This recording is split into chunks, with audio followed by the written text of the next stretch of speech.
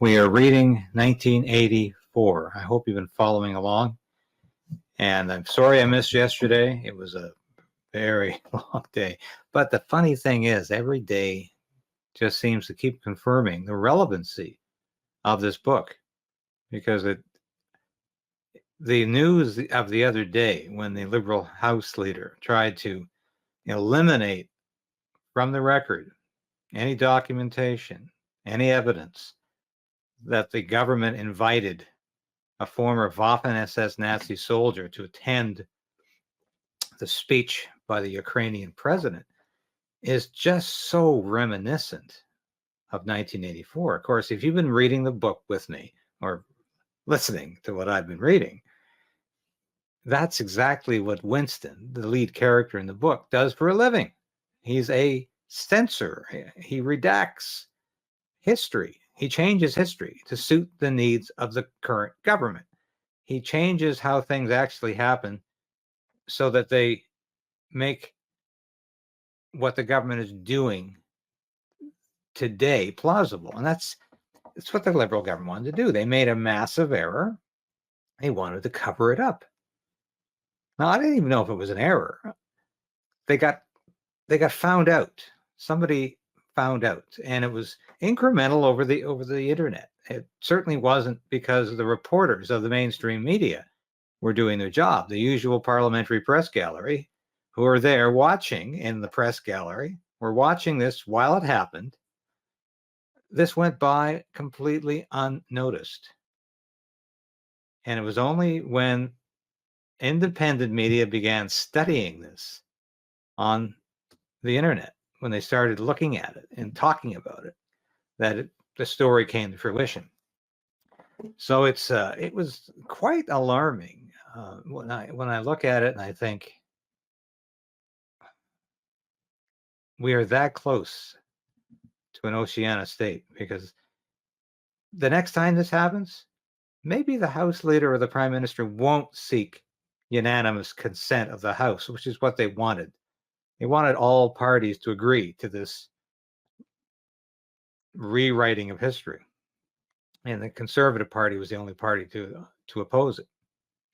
So they didn't get their way. Maybe next time they'll push it through without unanimous consent. Sure, it's not done. Sure, it's not according to protocol or tradition. But what does that mean to this Trudeau government? Very little. And to a 1984 state, protocol and tradition are forgotten. This is one of the lessons of 1984, is that it's all forgotten. So just to get to where we are, as I explained, I've divided chapter 9 into A and B because it is a long chapter. And the last chapter, the last section of the chapter that I read, went on for almost an hour. But it was fascinating because it was talking about, how endless war is part of the collectivist cycle. And you wouldn't think so.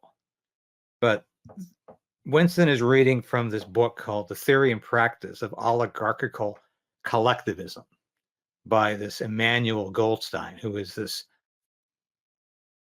mythical, if you will. Nobody's really sure if he exists, but he's this mythical, perhaps real adversary of the government. He's working against the government. He's leading something called the Brotherhood.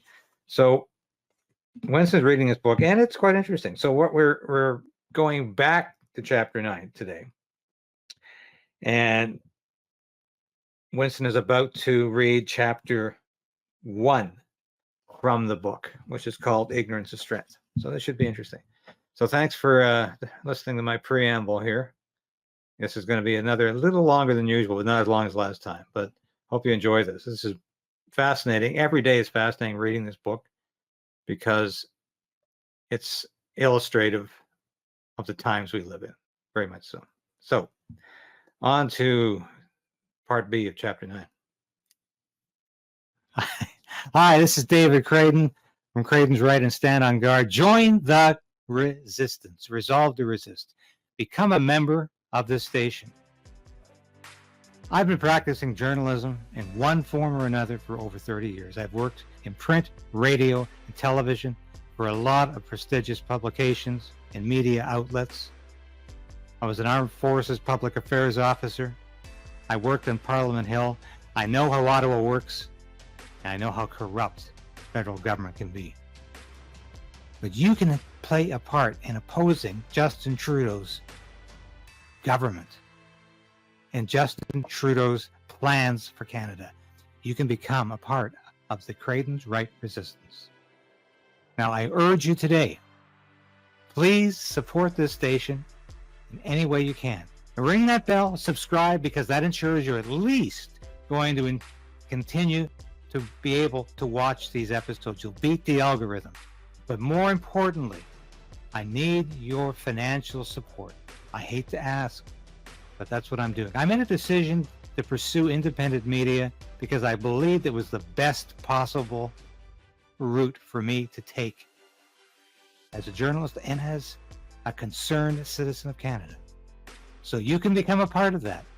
And at only $5, you can become a part of that on YouTube, on Substack, and with Buy Me a Coffee, a one-time donation.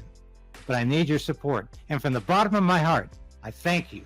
If you've already done that, if you're already supporting the station, thank you. But if you haven't,